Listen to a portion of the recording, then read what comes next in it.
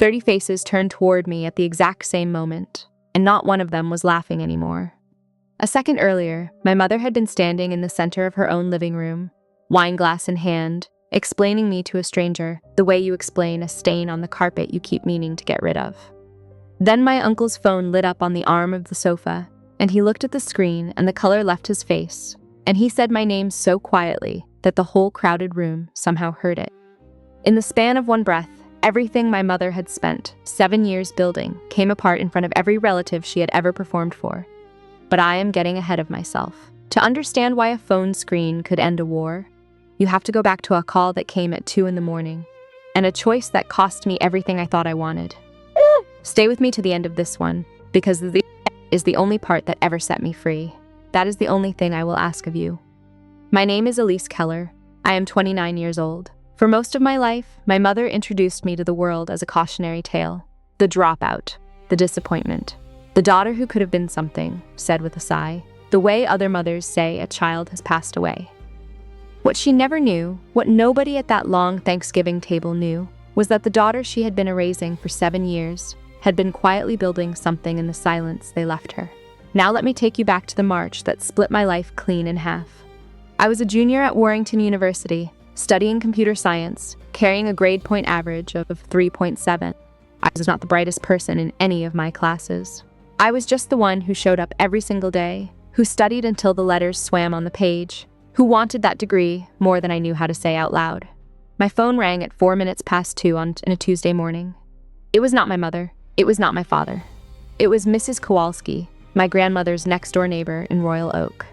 Elise, honey, it is Franny Kowalski. She collapsed in the kitchen. The ambulance just pulled away. I was already sitting up. My roommate stirred in the other bed. I was already reaching for my shoes. I called my mother first. The line rang 5 times. What is it, Lise? She said. It is 2 a.m. Grandma had a stroke, I told her. Mom, she is at St. Agnes. There was a silence and then a sigh. Not the kind that comes from fear. The kind that comes from being inconvenienced. She is old, Elise, my mother said. That is what happens to old people. I have a deposition to prepare for in the morning. Call your sister, and she hung up. No questions. No, is she breathing? No, I am on my way. Just a click, and gone. I called my sister Vanessa. She answered faster. Elise, I cannot, she said before I finished. I have the bar exam coming, and Mom will lose her mind if I fall behind. Ness, I said. It is Grandma. I know, but what am I supposed to do from here? So I drove. 4 hours through the dark alone. No coffee, no music, no company. Just the highway and the sound of my own breathing and the white lines coming at me one after another. When I reached St. Agnes, my grandmother was in the intensive care unit, tubes in both arms, an oxygen mask fogging over her mouth, the left side of her body gone strangely still. This was the woman who taught me to ride a bike in an empty church parking lot. The woman who braided my hair every Sunday, from the time I was 8 until I was 14. In the years my parents were busy taking their marriage apart and putting it back together with the pieces facing the wrong way. She looked like a stranger in that bed. She opened her eyes. She found my hand. She squeezed it once, and through the plastic of that mask, she said something to me. One quiet sentence meant only for me. I will tell you what she said later, because it matters more than almost anything else in this story. But standing in that fluorescent room at 6 a.m, I understood one thing with total clarity. No one else was coming. My grandmother, Opal Sterling, needed 6 to 12 months of full-time rehabilitation. Physical therapy 3 times a week. Someone to help her eat, to help her bathe, to help her cross the 10 feet from the bed to the chair. The hospital social worker handed me a glossy pamphlet for in-home aids, and I nearly laughed when I saw the rates.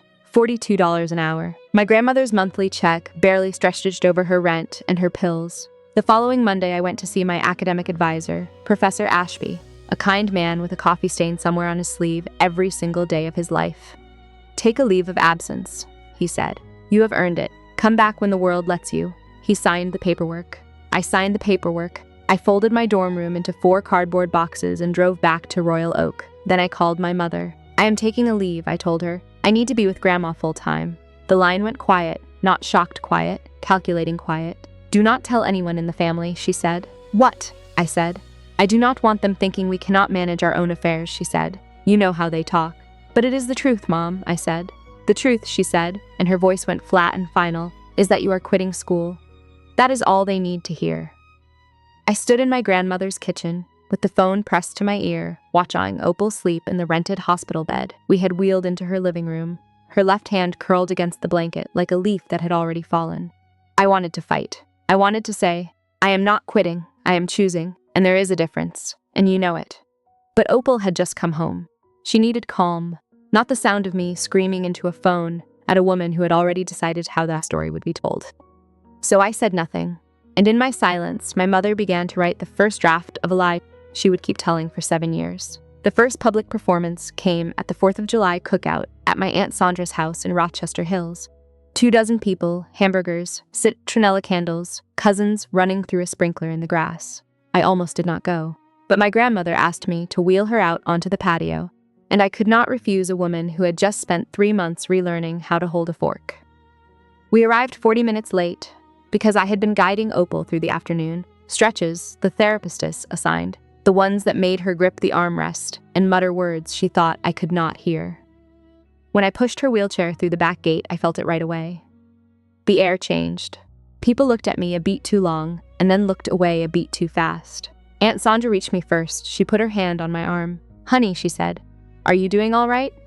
Your mother told us everything." I looked across the yard.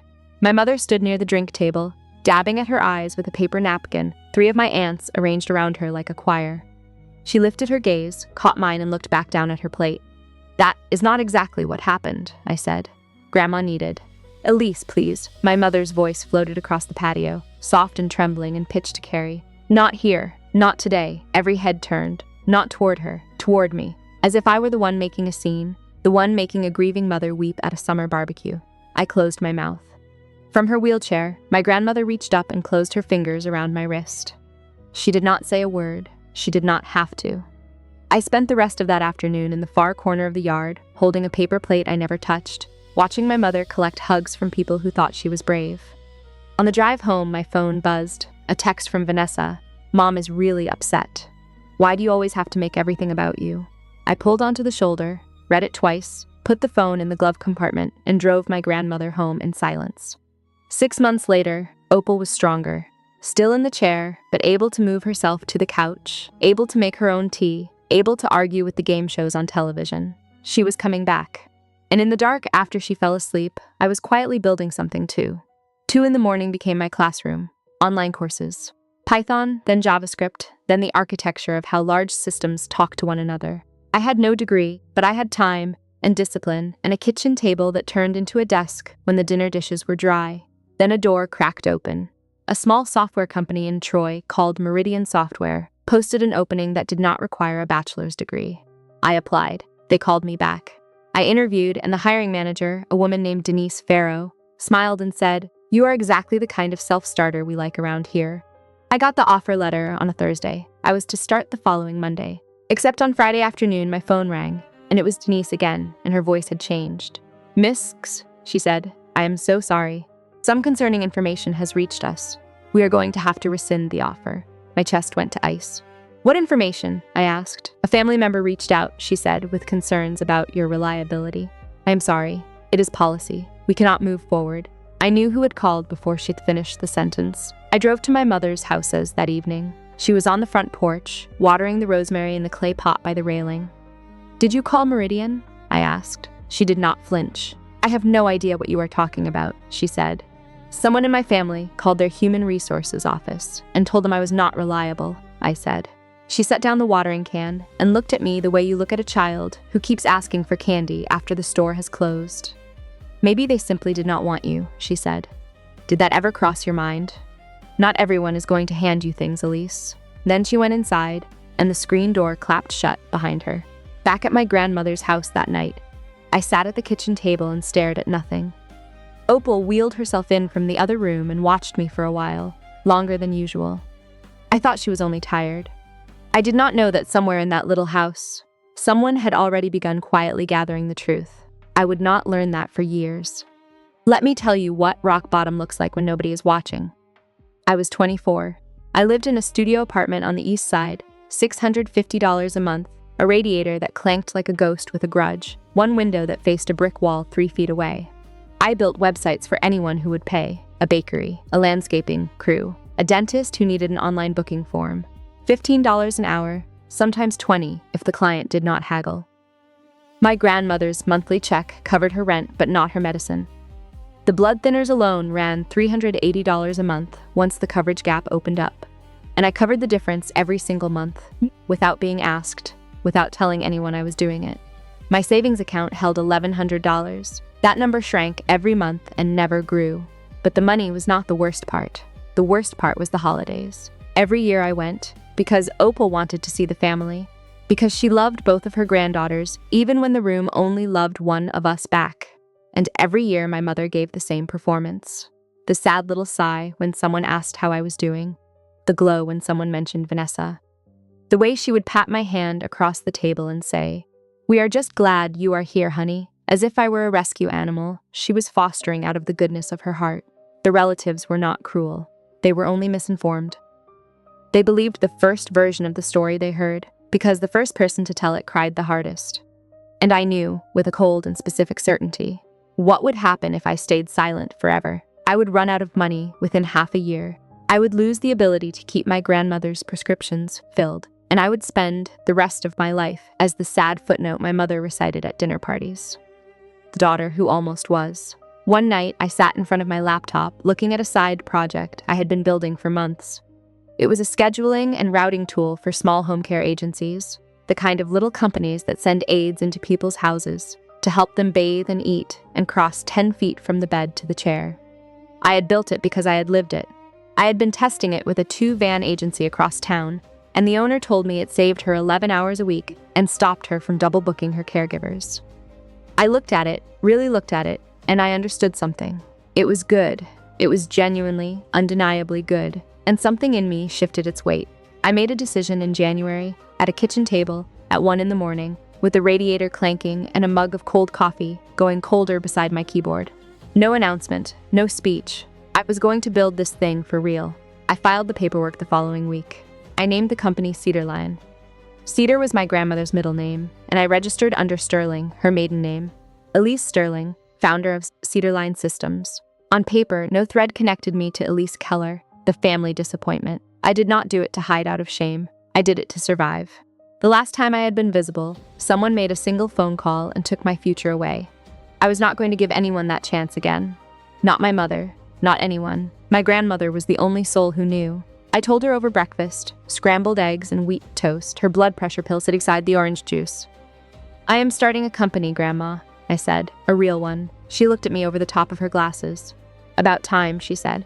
"I cannot tell anyone," I said. "Not Mom, not Vanessa, not even Uncle Wes."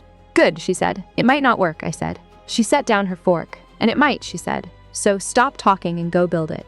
2 weeks later, she called me into her bedroom. She was parked in her chair by the closet, and a shoebox sat on her lap, the old kind from a department store that probably did not exist anymore. She reached into it and handed me a check, $3,400. I stared at it. "Grandma," I said, "this is everything you have." "I know exactly what it is," she said. "I cannot take this," I said. She took my hand. Her grip was weaker on the left, but it was still strong enough to mean business. "I did not raise you to shrink, Elise," she said. "Take the money. Buy whatever machines a company like yours needs. And do not you dare pay me back." I bought a server. I built the first real version of the Cedarline platform in my grandmother's spare bedroom, sittings on a folding chair, working 16 hours a day. Nobody clapped. Nobody noticed. That was the entire point. Let me move quickly through the next stretch, because 3 years of building looks a great deal less glamorous than people imagine. The first year I had 4 clients, all small home care agencies scattered across the metro area. I drove to each one in person. I installed the software on their aging office computers. I trained their schedulers myself 1 afternoon at a time. Revenue that year came to $52,000, enough to keep the lights on, keep my grandmother's medicine on the counter, and pour every leftover dollar back into the platform. The second year, word spread, not through advertising, but through the way care coordinators talk to other care coordinators at conferences and in break rooms. 19 clients. I hired my first employee, a developer named Rashad Pierce, who worked from his apartment 2 states away. Revenue climbed to $340,000. I moved out of the studio and into a 1-bedroom. My grandmother got a new wheelchair, the kind with real cushioning. The third year, we served 91 agencies across 16 states, 6 employees, all remote. Revenue reached $2.4 million. A venture fund in Chicago called and asked whether I was raising a round. I told them not yet. They told me they would wait, and all through those 3 years, I kept going to the family gatherings, because Opal asked me to, because she loved them, even when they did not love me. And every single time, the ritual played out the same. Still no degree, my mother would say to whoever was nearby. Vanessa just made junior partner. We are so proud. At the third Thanksgiving, one of my cousin's wives asked me directly, "So what is it you actually do, Elise?" Before I could open my mouth, my mother answered for me. "She does some computer thing," my mother said. "Freelance, I believe." She did not look at me when she said it. She never did. And across the table, my grandmother caught my eye and gave me the smallest possible shake of her head. Not yet. Then the 4th year arrived, and everything sped up. There was a phone call from Chicago, and a number that put me on the floor of my own apartment. But I will get to that in a moment. Let me pause here for just one breath, because this is the only time I am going to interrupt myself.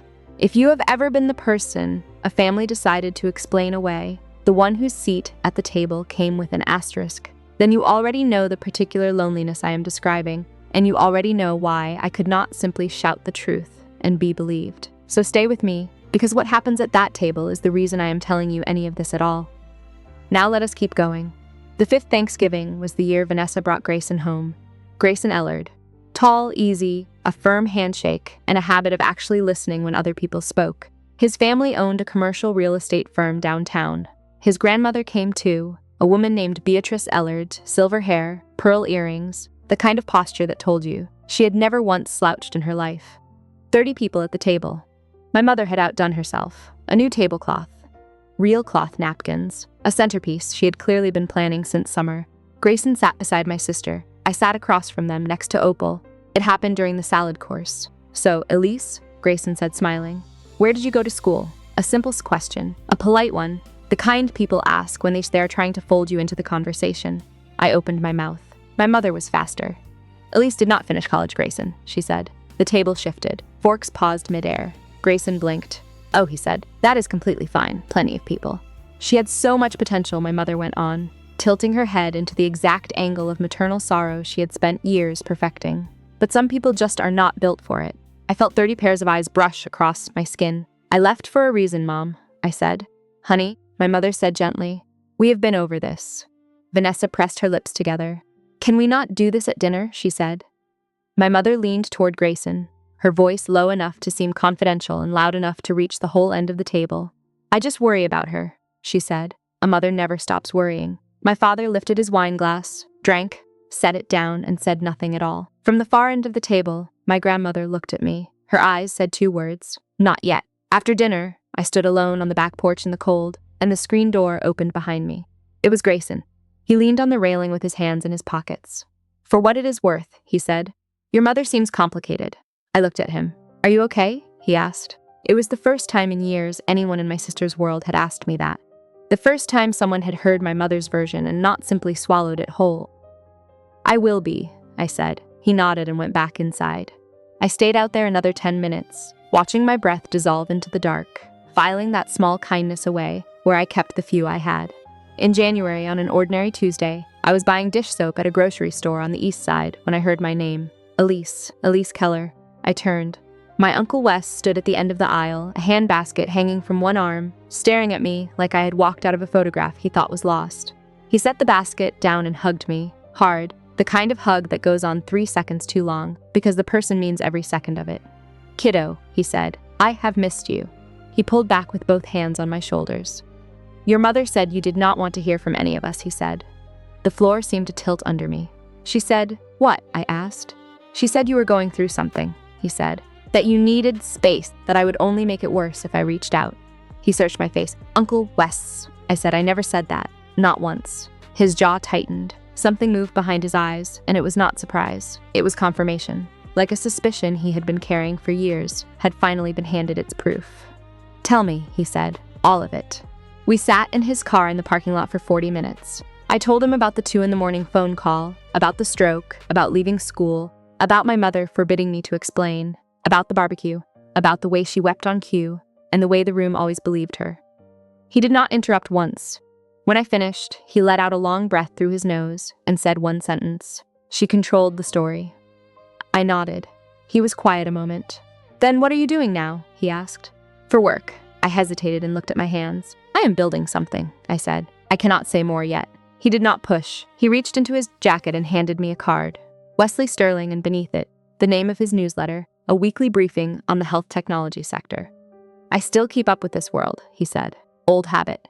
"When you are ready," he added, "I am here." I put the card in my wallet. A thought flickered through me, brief and electric. I did not say it out loud. I just drove home. 2 months later, my phone rang on a Sunday morning, and my mother's name was on the screen. That was rare. I was someone she talked about, not someone she talked to. "Sweetheart," she said, and the word landed like a counterfeit bill. Too smooth, too deliberate. "I have been thinking. What if you went back to school? I could help with the tuition." There it was, the trap, perfectly set, gift-wrapped. If I said yes, she became the selfless mother who rescued her wayward daughter. If I said no, she became the patient mother whose ungrateful child refused her help. Either way, she won. "I appreciate the offer, Mom," I said. "But I am fine where I am." "Where are you, Elise?" she said. "Doing what?" "You cannot keep hiding." "I am not hiding," I said. There was a pause, and when she spoke again, the sweetness had drained out. "You know what people say about you," she said. "At every gathering, they pity you. Is that what you want?" My hand tightened on the phone. "What I want," I said, "is for you to stop speaking for me." "I speak for you," she said, "because you have nothing to say." And the line went dead. I sat in my car outside my grandmother's building with my hands shaking. Not from grief. I had burned through grief years earlier. This was something cleaner and colder. Then my phone buzzed, an email from Lakeshore Capital, Chicago. Subject line, Cedar Line Systems, formal term sheet. I opened it. I read it once. I read it again. "We are pleased to extend a formal offer to lead a Series A investment in Cedar Line Systems at a pre-money valuation of $14 million. $14 million. I looked at the number, and then I looked in the rearview mirror, and my eyes were completely dry. I had no tears left for that woman. I put the car in drive, and I went home to build. I flew to Chicago on a Wednesday, the first flight of the morning, a seat in the back. I wore the same black blazer I had bought at a thrift store 4 years earlier. The Lakeshore offices sat on the 31st floor of a glass tower with a view of the lake, so wide it looked like the edge of the world. I signed the term sheet across a table from 3 partners, each of them worth more than every house on my mother's street combined. A $14 million valuation. I kept 62% of my company. Cedar Line Systems, the thing I had started with my grandmother's $3,400 in a spare bedroom that smelled like lavender and liniment, was now worth $14 million. And every legal filing, every press release, every signature still read Sterling, my grandmother's name. The name of the only person who believed in me when the people who were supposed to did not. A few weeks after we closed, a technology news site ran a short feature. "The quiet company reshaping home care scheduling," the headline read. The reporter asked for a photograph. I declined. The piece ran with a stock image of a delivery van and a pull quote about operational efficiency. My uncle's newsletter covered exactly this corner of the industry. He linked the article that week. He even wrote a line in his Friday roundup. "Keep an eye on Cedar Line Systems," he wrote. "Founder Elise Sterling is doing something clever in home care logistics." He typed my name and did not recognize it. I read his newsletter from my apartment and felt something I had not felt in a long time. Not triumph, not vindication. Just the stubborn, quiet satisfaction of a thing made well. My grandmother called me over on a Saturday afternoon in October, 2 years before the Thanksgiving that changed everything. She was 79 by then. The stroke had aged her, but her mind was a steel trap. She still read the whole newspaper front to back every morning. She still beat me at Scrabble every week. "Sit down," she said when I walked in. She had that same old shoebox on her lap. She lifted the lid and handed me a single sheet of printed paper from beneath a stack of birthday cards, bound with a rubber band. I unfolded it. It was an email. From my mother's account to Denise Farrow at Meridian Software. Dated in the March I had lost the internship. Subject line, regarding Elise Keller, confidential. "I am writing out of concern for my daughter, Elise Keller," it read. "She has a history of unreliability, and I would hate for your company to be placed in a difficult position. I love my daughter, but I believe in honesty, and it is only fair to warn you." The words swam. My hands started to shake. "Grandma," I said, "how long have you had this?" "Since the week it happened," she said. She used my computer and forgot to sign out of her account. I printed it before she could think to delete it. "Why did you not tell me?" I said. She reached over and laid her steady hand on mine. "Because you were not ready," she said. "You would have confronted her, and she would have taken you apart." You needed to be standing on your own ground first. She looked at me the way she did when she wanted me to hear something with more than my ears. Are you standing now? She asked. I thought of the Series A, of the 20 employees, of the platform now running the schedules of 200 agencies across 18 states. I am standing, I said. Then hold on to this, she said, and wait for the right moment. If she ever tries to rewrite history in front of the people who matter, you show them the ink. I took the email home. I photographed it and saved the picture. I put the original page in a small fireproof box and told myself I would never need it. I was wrong. 3 weeks before this year's Thanksgiving, I stopped by Vanessa's apartment to pick up a coat I had lent her the winter before. She was on the phone when I let myself in. The speaker turned on, and she did not hear the door. My mother's voice filled the room. I have invited the Ellards and your Uncle Hal's family this year, my mother was saying. 30 people. I want this to be the Thanksgiving where you and Grayson announce the engagement. It has to be perfect. I stopped in the hallway with my hand on the door frame. And if Elise starts anything, my mother continued, I need you to handle it. You know how she gets. Vanessa sighed. She does not get anything, Mom, she said. She just sits there. Exactly, my mother said, and her voice sharpened. And it makes me look like I raised something broken. Vanessa did not answer that. The silence was its own kind of agreement. I backed out the front door without a sound. I left the coat. I sat in my car with the engine off and listened to my own pulse. Not racing, steady, resigned. Then my phone buzzed. An email from a name I did not recognize at first. An editor at a national business magazine. Dear Miss Sterling, we would like to feature Cedarline Systems in our annual list of young founders reshaping their industries. The piece is scheduled to publish on the 27th of November. We will need a professional photograph and a short interview at your earliest convenience. The 27th of November, Thanksgiving Day.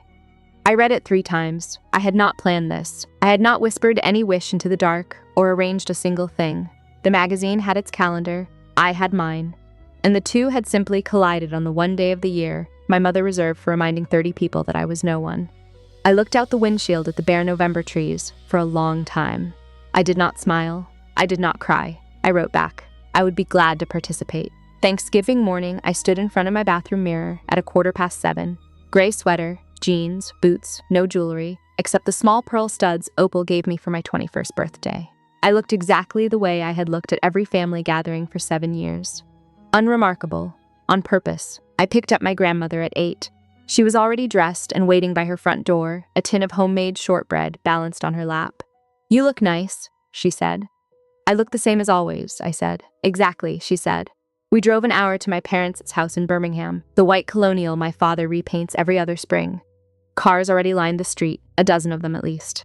I helped Opal out of the car, unfolded her wheelchair, and pushed her up the driveway. The front door stood open, and warm air and the smell of roasting turkey poured out. Inside, the house hummed voices, laughter, an old soul playlist my mother put on every year to prove she was fun. I wheeled Opal across the threshold. The living room was full. My Aunt Sandra by the fireplace, my Uncle Hal near the bay window, my cousin Wyatt wrestling a toddler out of a snowsuit, Beatrice Ellard, Grayson's grandmother, perched on the sofa with perfect posture, holding a glass of sparkling water, and at the center of it all, my mother. Burgundy dress, pearls, hair freshly done, holding court by the kitchen arch like she was hosting an awards show. She saw me and smiled. It did not reach her eyes. It never did. Oh, Elise, you brought your grandmother, how nice, she said, and turned back to Aunt Sandra, without missing a beat. Elise lives near Mother, my mother said. It gives her something to do. My father appeared from the kitchen with a wine glass in his hand. He squeezed my shoulder. Hey, kiddo, he said. Then he was gone again, back to wherever he went to avoid everything. Uncle Wes stood in the far corner talking to Hal. He looked up and caught my eye and gave me a small, warm nod. I pushed Opal to her place at the table. She reached up and held my hand. You all right, baby? She asked. I am all right, Grandma, I said. I did not know it yet, but in under 2 hours, that entire room would look at me differently. All of them, at the same time. Dinner was called at 4 o'clock sharp. 31 people settled into chairs around a long table, assembled from 3 smaller ones, the seams hidden under a cream tablecloth. My mother had ironed that morning. I know it was that morning because she told 4 separate people. She stood. She lifted her glass. The room went quiet. I want to thank you all for being here, she said. This year is special. She beamed at Vanessa. Vanessa and Grayson are engaged. Applause rippled around the table. Grayson smiled modestly. My sister lifted her left hand, and a diamond caught the chandelier light. "Vanessa, you have made us so proud," my mother went on. "Junior partner at 31, and now a beautiful engagement. Everything a mother could dream of," she let it land. Then her gaze drifted down the length of the table, slow and deliberate, until it found me. "And Elise," she said, tilting her head into that practiced angle, "we are just grateful you are here. We keep hoping next year will be your year." A few sympathetic smiles. Uncle Hal studied his plate. Wyatt's wife glanced at me and then away. Beatrice Ellard leaned toward me from 2 seats down. "And what do you do, Elise?" she asked. Before I could draw breath, my mother answered. "Elise is still finding her way," she said. "She left college a few years back." She lowered her voice, just enough to seem discreet, and lifted it, just enough to reach half the table. "It has been a journey," she said, and she leaned on the word journey like it was a wound she was dressing in public.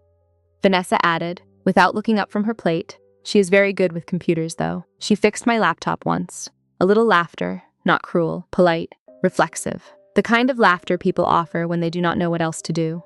I set my fork down. I did not speak. From the far end of the table, my grandmother's voice came through clean and even. "Elise is more than what you have been told," she said. The laughter stopped. My mother's smile went tight. "Mother, please," she said, "let us just enjoy dinner." Opal looked at my mother and said nothing more, but her eyes held something. A clock counting down. A warning that no one else in the room could read. Under the table, my phone buzzed once against my leg. I did not reach for it, but somewhere in that house, at least 3 other phones had just buzzed too. After dinner, the table broke apart into the living room. Coffee, pie, the loose, easy noise of people settling into the second half of a long afternoon. I stood near the bookshelf, holding a cup of tea I had not touched when I heard my mother's voice again. She was on the sofa, Beatrice Ellard beside her, leaning in close enough to seem intimate and far enough that her words carried 10 feet in every direction. "Between you and me, Beatrice," she said, "I sometimes wonder whether Elise left school because of her mental health." My fingers tightened around the cup. "We have tried and tried to help her," my mother said. "She refuses." She pressed a hand to her chest. "I do not say it to be unkind. I say it because a mother carries that weight alone." Beatrice Ellard's face gave nothing away. Aunt Sandra, standing behind the sofa, heard every word. So did Wyatt. So did Grayson, refilling his coffee at the sideboard, 3 steps away. I set the tea down on the shelf. I walked over. My steps were quiet on the carpet, but every person near that sofa tracked me. "Mom," I said, "I need you to stop." She looked up, startled or performing startled. "Elise," I was only. "You were telling a stranger I have mental health problems in front of our whole family," I said, keeping my voice level. "That is not concern. That is cruelty." Her eyes filled on command. "I only worry about you," she said. From the corner, my father's voice came. Half a question, "Sylvia, maybe." "Do not, Dennis," she said, without even turning. Then she looked back at me, and the mask slipped, just a crack, just for a second, and underneath it was something cold and certain. "If you had done something with your life," she said, "I would not have to explain you to people. 30 people. That sentence landed on every one of them. Wyatt looked at his wife. Aunt Sandra covered her mouth. Grayson set down the coffee pot and stared at the floor. And from her wheelchair at the edge of the room, my grandmother spoke 2 words, clear as a struck bell. "That is enough." And then my uncle's phone lit up, and everything changed. Uncle Wes pulled the phone from his shirt pocket out of pure reflex, the way you check a notification without deciding to.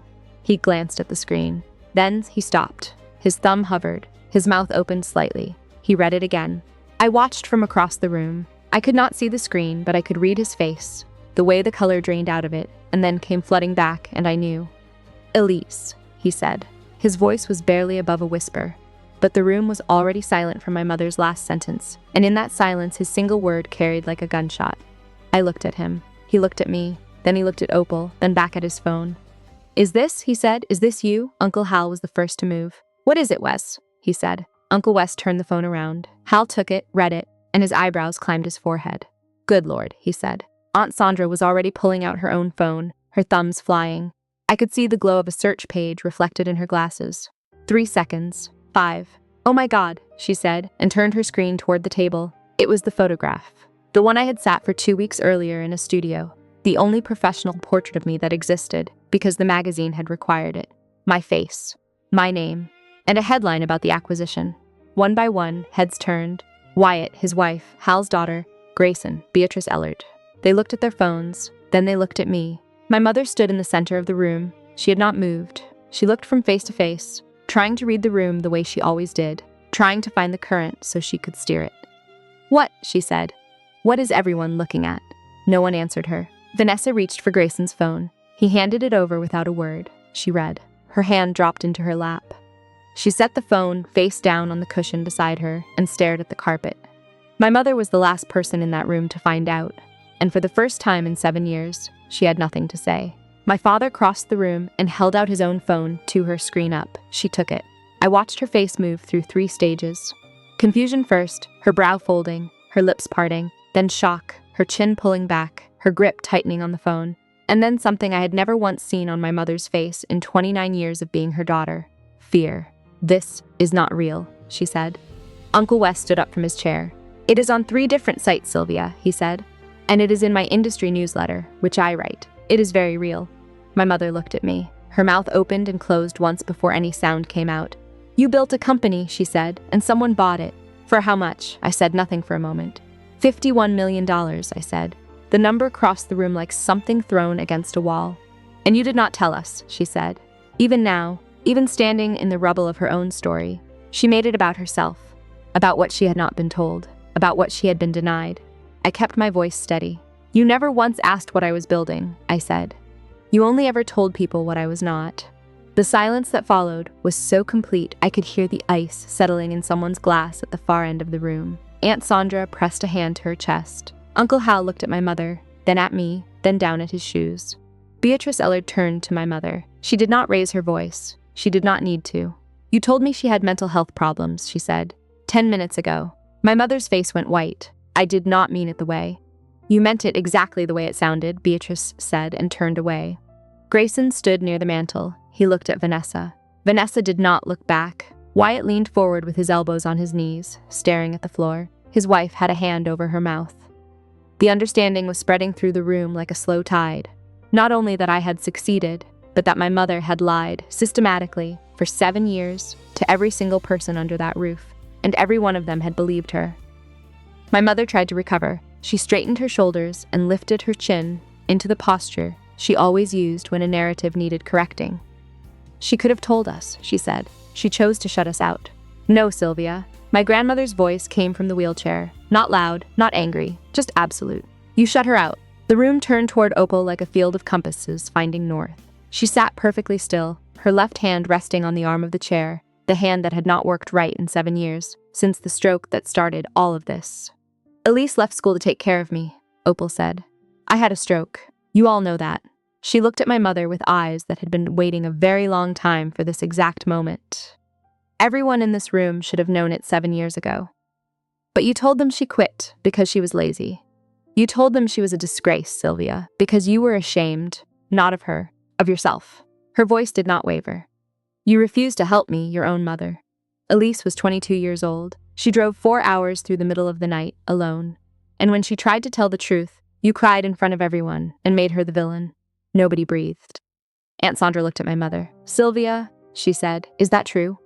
My mother's lips moved, but nothing came out. And then, from the corner of the room, from the man who had spent 7 years being furnitures, my father spoke. "It is true," he said. I turned. He stood by the window, his wine glass gone, his hands at his sides. He looked older than I had ever seen him. "All of it," he said. "That was all. 2 sentences. But from a man who had not defended me in 7 years, they hit the room like a detonation." I looked at my father, and my eyes burned, and I did not cry, because I had spent too many years learning how not to. He looked back at me, and for the first time in my memory, he did not look away. My mother's hands were shaking, but she was still on her feet, still trying.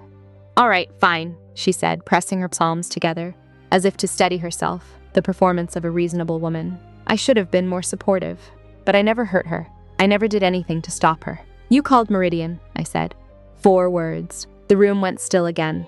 My mother froze. Not dramatically, clinically. The way a person freezes when they hear a sound in the house at 3 in the morning. 4 years ago, I said, a software company in Troy offered me a job. 1 week before I started, someone called their human resources office and told them I was unreliable.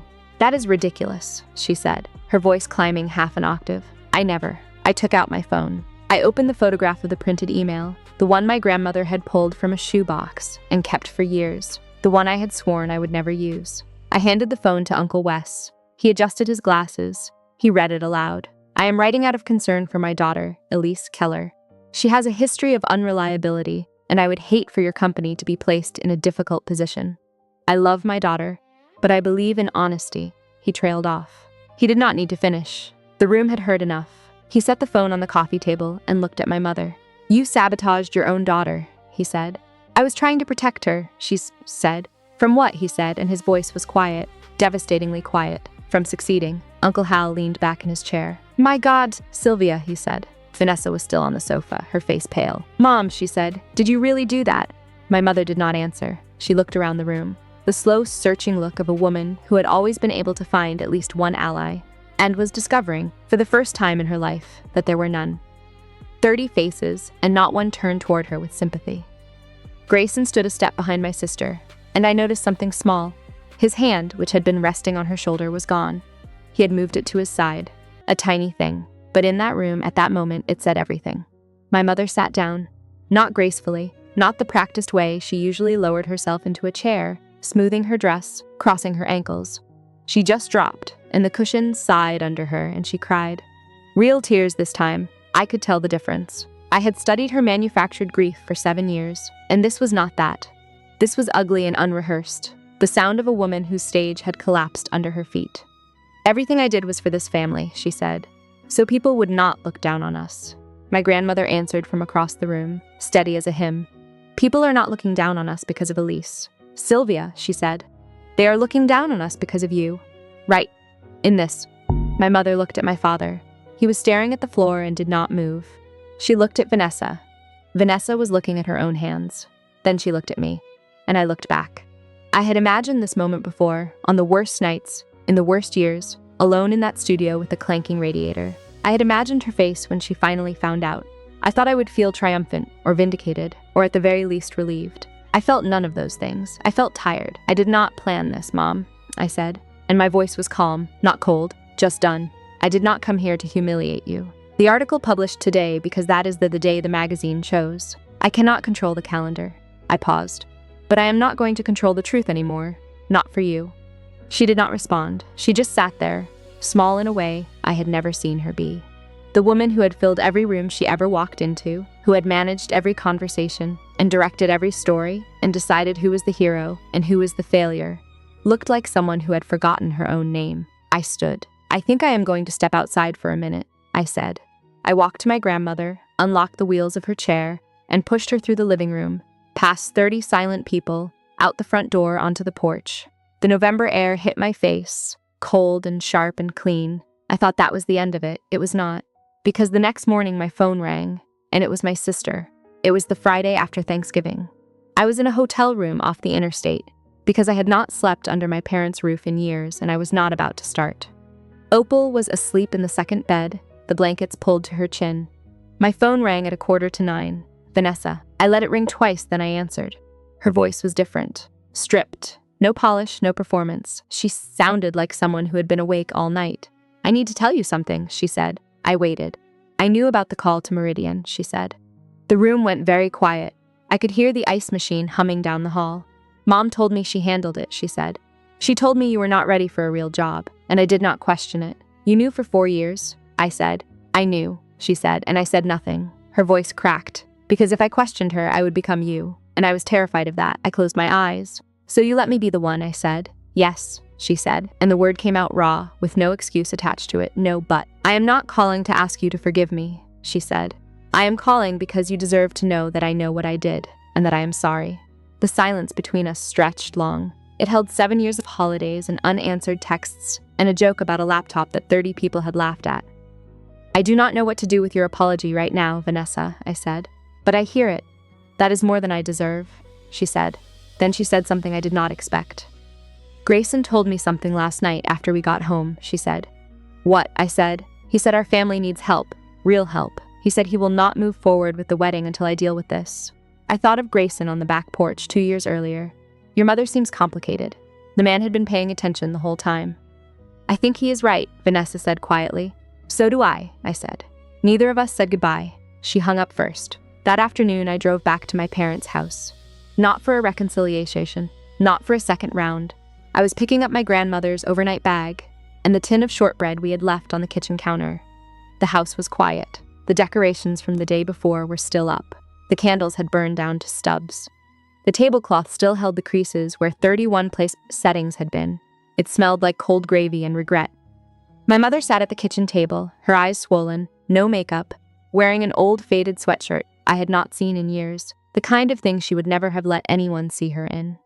My father sat beside her, a mug of coffee going cold in front of him, untouched. "Elise," my mother said, "can we talk?" I stood in the doorway. "I am listening," I said. "I made mistakes," she said. "I know that." She pressed her hands flat on the table to steady them. "But you have to understand. I grew up with nothing. People looked down on our family. I only wanted us to look right. And I was not right enough," I said. "I did not raise my voice. I did not need to. I am not going to fight you, Mom. But I need to be clear about something." She waited. "I am not coming back to this table," I said. "Not at Thanksgiving. Not at Christmas. Not at any gathering. Until you do 3 things. "What 3 things?" she said. "1, I said. "You tell every person who was at that table the real reason I left school. Not your version. The truth. In your own words, in your own time, but before the new year." She flinched. 2, "You stop managing who in this family is allowed to reach me. No more telling people I want space. Let them find me themselves." Her jaw tightened. 3, "You start seeing a therapist. Not for me, for you." She looked at me for a long moment. "And if I do not," she said, "then this is the last real conversation we have," I said. "And that will be your choice, not mine." She did not answer. I turned to my father. He was gripping the coffee mug now with both hands. "Dad," I said, "I wrote you a letter 4 years ago. You never answered it. I need to know why." He looked at the table, then at me. "I did not know what to say," he said. "That would have been enough," I said. I picked up my grandmother's bag and the shortbread tin. I walked to the front door. Opal was waiting in the car. When I got in, she looked at my face and squeezed my hand. "You did good, baby," she said. "Now drive." I drove. The highway had emptied by late afternoon. Everyone already where they needed to be, shopping bags full, ovens cooling. Just me, Opal, and 60 miles of gray road. Snow had started to fall, the light kind that does not stick but turns the whole sky to silver. The radio murmured retail numbers. Opal reached over and turned the volume down. "You never told them what I said to you in the hospital," she said. I glanced at her. "No," I said. "That is between us." "Can I say it again?" she asked. I nodded. She straightened in her seat as much as her muscles would allow, and she looked at the road through the windshield, not at me, the way people do when they are saying something they want to get exactly right. "They will try to make you small," she said. "Do not let them. But do not you go hard the way they went hard either." I kept driving. My eyes burned. The road blurred and then cleared. I have spent every year since trying to honor both halves of that sentence. Be large, but do not be cruel. Build, but do not bulldoze. Win, but do not gloat. Stand tall, but do not stand on anyone. I think I got it mostly right. "You did more than all right, baby," Opal said, settling back and pulling the blanket up over her lap. "You did it clean." And I laughed. A real one. The first real laugh in this whole story, maybe the first in years. It came from somewhere deep and unexpected, like finding a window open in a room you thought was sealed shut. Opal smiled and closed her eyes, and I drove us home through the silver air. And for the first time since that 2 a.m. phone call, since that 4-hour drive in the dark, since the first lie my mother told on my behalf, the quiet did not feel like erasure.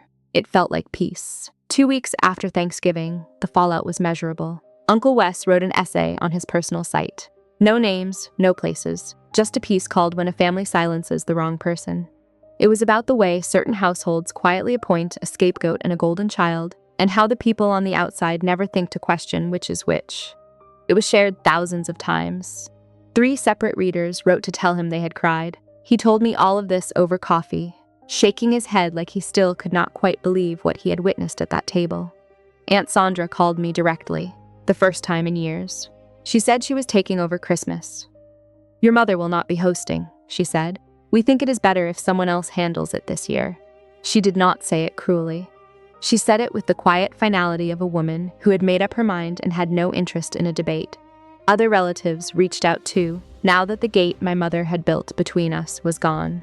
Uncle Hal left a short, gruff voicemail, the way men of his generation apologize. "I should have asked more questions," he said. "I did not. I am sorry," Wyatt called and cried on the phone. "I believed her, Elise," he said, "for 7 years. I am so sorry. I told him what I told all of them. You believed what you were told. I do not blame you for that. My mother did not call. She sent an email, 4 sentences long. I understand your conditions," she wrote. "I am not ready for all of them. But I have made an appointment with a Dr. Bauer for next Tuesday." That is what I can do right now. I read it twice. I did not answer that night, but I saved it. Later I learned what had actually moved her. It was not my words, and it was not my uncle's essay. It was Beatrice Ellard. Grayson's grandmother had pulled my mother aside before leaving that night and said, "I raised 3 children, and I never once called a stranger to sabotage one of them. You need help, Sylvia. Real help. A judgment from a peer, from a woman her own age, from exactly the kind of person whose opinion my mother had spent her whole life chasing." That was the blade that finally got through. Grayson held firm. He told Vanessa he loved her, but the wedding was on pause until she started family therapy, not as a punishment, but as a prerequisite. "I am not marrying into something I do not understand," he said. My sister agreed. She began sessions the second week of December. Then, a week before Christmas, a letter arrived at my apartment. Not a text, not an email. A letter, handwritten on cream stationery, with a real stamp, which meant she had walked it to a mailbox herself. It was 4 pages long. She wrote about growing up as the good one, about the pressure to be perfect, the grades and the manners and the flawless resume. She wrote about the fear that lived underneath all of it. The fear that if she ever faltered, she would be thrown into the role I occupied. "I performed for her my whole life," she wrote, "and I still do not know who I am without her applause." She wrote about the call to Meridian, about the year she stayed silent, about every holiday. She watched me sit alone at the end of the table and said nothing, because saying something meant risking everything she had built on my silence. "I used you as a shield, Elise," she wrote. "I let Mom put you down so she would not put me down. And I told myself it was not my fault, because I was not the one saying the words." There was a postscript. "I did not choose law because I loved it," it said. "I chose it because Mom said it was the only thing worth being." I read the letter 3 times. Then I sent one text back. "I read your letter. I need time. But I am not closing the door." Her reply came in seconds. "That is enough. My sister and I are not close. Not yet. Maybe never the way sisters are supposed to be, but for the first time we are honest with each other. And honest is where healing begins." The acquisition closed in January. $51 million. I signed the final documents in a glass conference room in Chicago with the lake stretched out below. The same view I had seen 2 years earlier when I closed the Series A. Same blazer, even the thrift store one. It still fit. As part of the deal, I stayed on as head of product for a 2-year earnout, which meant relocating to Chicago full-time. I found a 2-bedroom in a quiet neighborhood with good light and a small garden out back. Opal came with me. I hired a full-time aide to be there while I was at the office. Her room had a bay window over the garden, and she watched the birds every morning while drinking the same Earl Grey she had been drinking for 40 years. "This is nicer than the house I raised your mother in," she said one afternoon, not up from her crossword. Ironic. I started therapy myself. Not family therapy. Mine. Not because I was falling apart, but because 7 years of silence leave marks you cannot see. The kind that surface at 3 in the morning, when the apartment is quiet, and your brain decides to replay every dinner table, every unanswered letter, every phone call where the person on the other end chose convenience over love. Uncle Wes drove up once a month. He brought printouts of his newsletter and terrible jokes, and we ate takeout on my living room floor, like I was 12 again, and he was the fun uncle who always slipped me an extra dessert. He was the closest thing to a real father I had ever had. I told him that once. He went quiet for a long time. Then he said, "That means more than you know, kiddo." The magazine feature came out the week after Thanksgiving. There was a photograph, me in the Cedar Line office, arms at my sides, looking straight into the camera. The caption read, "Elise Sterling built a $51 million company in silence, because silence was the only language her family ever gave her." People ask me if I have forgiven my parents. The honest answer is complicated.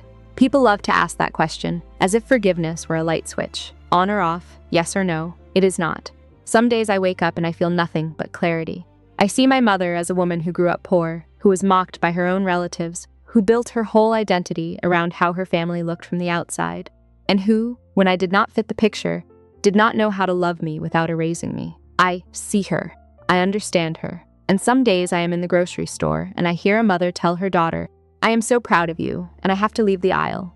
That is the truth. Both halves. The same person. My mother completed 4 therapy sessions by Christmas. She called 3 relatives to correct the record. Aunt Sandra, Uncle Hal, and Wyatt.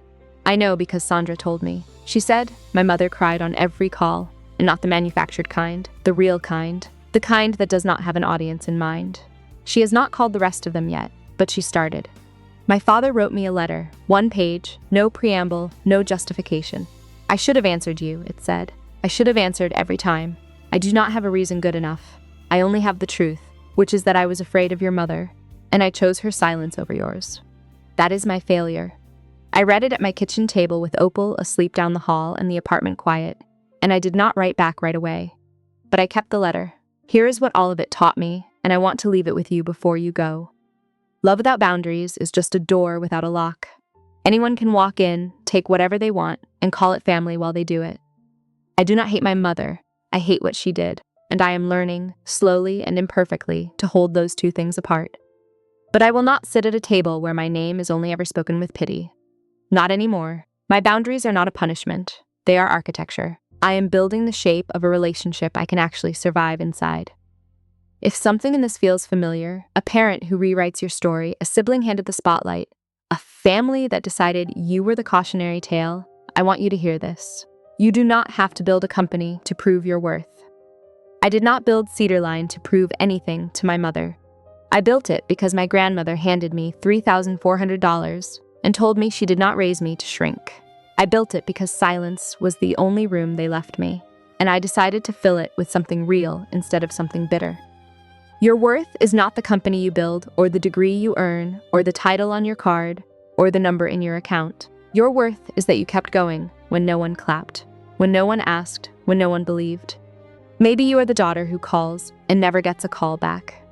Maybe you are the one who shows up to every holiday and gets introduced as the one who did not amount to much. Maybe you got the hand-me-downs while someone else got the applause. I see you, and if you need permission to draw a line with someone who loves you badly, here it is. You can love a person and still refuse to let them define you. You can honor where you came from without letting it decide where you are going. You can walk away from a table where your name is only spoken with pity. And you can build something in the quiet, and one day, the quiet will speak for itself, not as revenge, not as proof, just as the plain, undeniable sound of a life well lived. That is the only vindication that ever lasts. It is February now. My grandmother turned 81 last week. I threw her a party. Nothing extravagant. 12 people, my apartment, a chocolate cake from the bakery on the corner, and a playlist of the old songs she actually likes, not the ones my mother used to put on for show. Uncle Wes wore a ridiculous paper party hat and refused to take it off for 3 hours. Wyatt drove up with his wife and their toddler, who spent the whole evening trying to steal frosting off the cake with his bare hands. And Vanessa came. She came alone. No Grayson, no ring, not yet. She did not stay long, but she walked in with a bouquet of gardenias, my grandmother's favorite flower, the kind of detail you only know if you have been paying attention longer than you have let on. She set them on the table and said, "Happy birthday, Grandma." Opal looked up from her chair and smiled. "Took you long enough," she said. Vanessa laughed, small and a little broken, but real. My mother was not there, not because I did not invite her. I did. She said she was not ready, and for the first time, I believed her. Because not ready is honest, and honest is where we start. Opal sat at the head of the table and looked around the room at the faces and the flowers and the ridiculous hat and the toddler with frosting on his chin. She looked at me. She smiled. "This is a good table," she said, and she was right. It is a good table. I built it, not with money, not with revenge, but with patience and with quiet and with the people who showed up when no one was watching. My name is Elise Keller.